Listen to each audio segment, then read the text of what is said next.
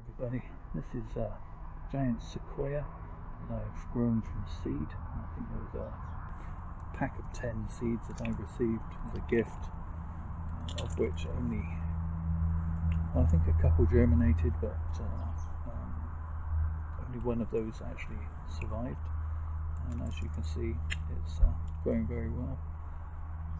It's very interesting. Let me just put in the fizzy drinks can for scale so you can see. In actual fact, about that much has got dark brown bark on it. Don't know how well that's showing up on camera, and you know, it's a reasonable size for a 2-year-old plant.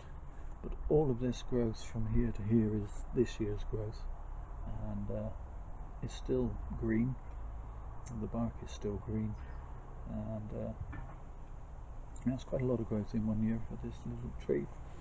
And hopefully it's going to continue growing, and I'm going to get a big tree out of this. Again, I want to do a fairly large size bonsai. They are, in actual fact, quite a bit easier to look after than smaller bonsai, simply because you've got a larger pot and a larger volume of soil. They don't dry out as much. They're a bit more robust, perhaps, when it comes to pests and diseases even. So yeah, and it's a giant sequoia, so why wouldn't you want a big one?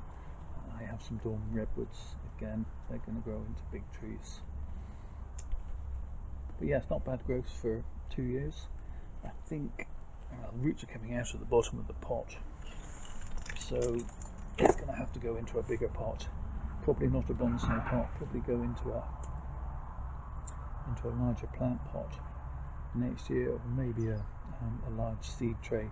Try and keep a good volume of soil in a flatter area, get the tree used to that. So yeah, we'll be looking at probably a root prune. It'll probably need roots cut to get it, just to get it out of the pot. And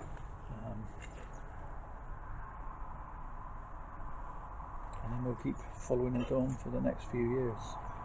I know nothing spectacular in this video, but I just thought people might find it interesting to see a tree's progress from year to year.